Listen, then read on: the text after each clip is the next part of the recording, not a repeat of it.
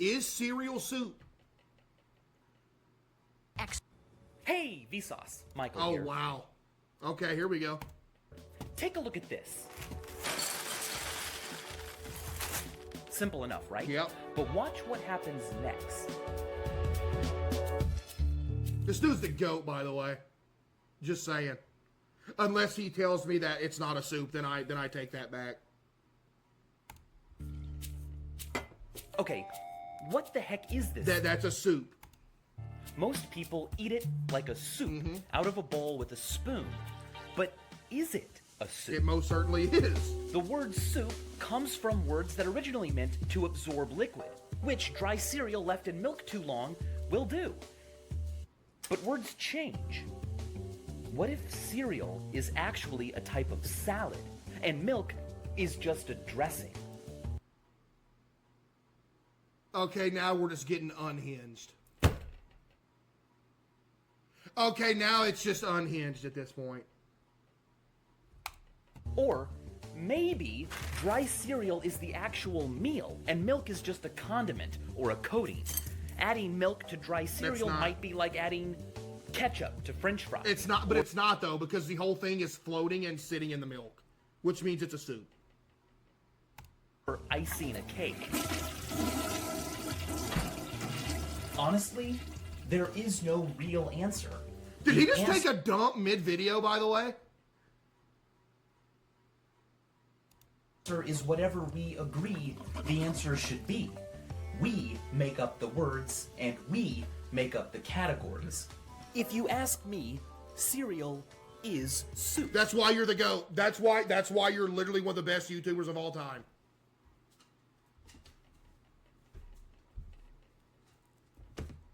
Oh, but when he says it, I'm sure y'all gonna be like, okay, I agree with it.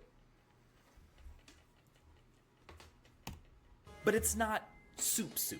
Cereal is also salad, but it's not salad. I disagree with what that. I just did there is called reduplication. We do it all the time, but usually for... I want to run that back, though. I want to run that back. He said me personally. If you ask me... If you asked Vsauce if cereal was a soup, he would say yes. Cereal is soup, but it's not soup. Cereal is also salad, but it's not salad. What I just did there is called reduplication. We do it all the time, but usually for emphasis. For example, I like you, but I also like you. Wait, what? Tomorrow's Hold on event now. Is fancy, but it's not fancy. When I say soup or salad, I'm using reduplication in a way that is known as contrastive focus reduplication. I'm reduplicating a word to express... That's what I've been trying to tell these losers, man. Focus on prototypical types of that word, in contrast to fringe types. A Caesar or vegetable are more prototypical types of salad than, say, potato, taco, fruit, or a bowl of cereal with milk. The increasing progress of technology forces us to contrastively focus reduplicate more and more often. For example, now when talking about a book, you might need to clarify whether it is an e-book or a book, okay. the original physical paper type. The phrase paper book is a retronym, a modification to an old word Something that y'all don't know what is. Made necessary by the advent and popularization of something new. Before movies with sound came along, silent movies were just called movies. Before voicemail and email, snail mail was just mail.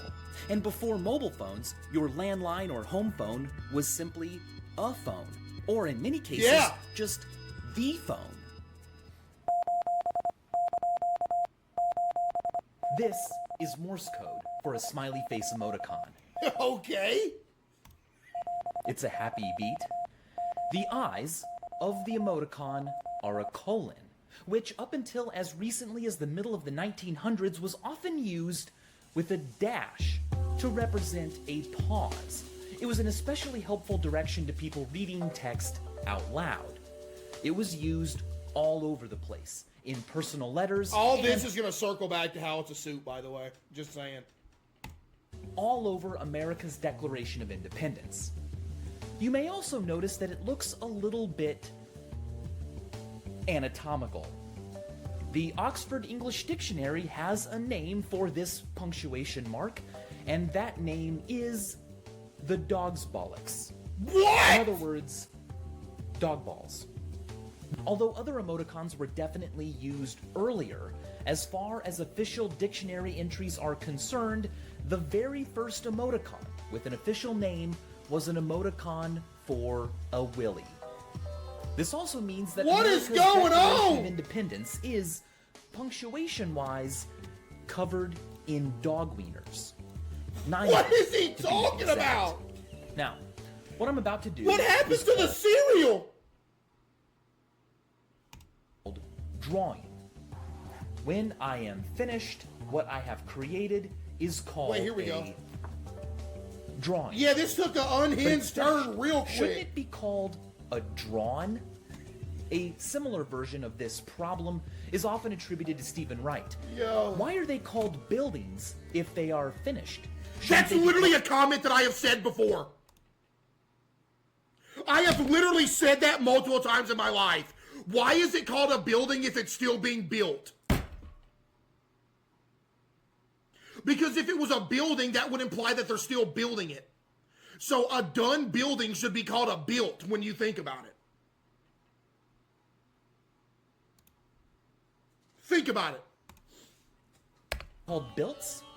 What's really going on here is a phenomenon known as verbal nouns. A noun formed from a verb. It's often easier to nounify a verb than to just use lots of words. Why call this a I structure? remember my boss actually threatened to fire me because I walked into his office one day at the rice mill and said that to him. Old Jeremy. Walked into his office, I was bored. I said, hey, Jeremy. Supervisor was in there too. I said, why is it called a building if it's already being built? Threatened to fire me. He was joking, but he still did. Because I blew his mind with it. This was all the way back in like 2017. I've been on this stuff for years, man. Resulting from the act of building when you could just call it a building. Where does the word nickname come from? Did a guy named Nicholas one day decide everyone could call him Nick, and in doing so create a literal nickname? Maybe. No. Nickname is a product of rebracketing, a process in which speakers often unknowingly create new words by moving sounds from one word to another. Okay, what does he get back to the cereal? Fluke of etymology, they only seem to have one, but what you think it would be isn't in any dictionary. Some definitions, like soup and salad, are so vague their borders are almost hilariously fuzzy. Other words, well... No, but they're really not, though. The border between soup and salad is a big, giant border. I'm sorry, but it is. just plain silly. For example, the sun does not rise every morning. The earth actually just turns you toward it. But yet our word for that phenomenon is sunrise. Languages are full of expressions like that. George Steiner wrote colorfully about this, saying, "The accelerando of the sciences and of technology..." The fact that y'all are still here trying to argue this, it honestly blows my mind. Go take a look in the mirror, chat. Like, please. Beggared both the reach and veracity of natural language. In consequence, the commonplace relations of language to phenomenon, to our daily context, have become virtually infantile. They are a bric-a-brac of inert metaphors, of hoary fictions and handy Which means cereal's a soup. From the perspective of the theoretical and exact sciences, we speak a kind of Neanderthal babble. Whether spoken or typed or tapped or felt or signaled, language may be inevitably full of idiomatic expressions and expressions that are incomplete. So and what are you categories that are fuzzy. But hey, at least it's our fuzz, and at least fuzz is entertaining. It would be nice to just know everything and have I do. And I know for an absolute fact that cereal's a soup. absolutely nothing to explain or demonstrate to anyone else. But then again, as Emily Dickinson once said, a letter is a joy of earth. It is denied the gods. If we were all omniscient, we'd have no reason to write letters to one another. There wouldn't be anything new you had to tell someone else. We would have no reason to debate the soupiness or saladness of cereal. No reason to wonder, no reason to read or to watch. I'd have no reason to say, and as always, thanks for watching. The thing is, it's not even a debate. It's explaining the physical reality of the world to people who are just denying it, though.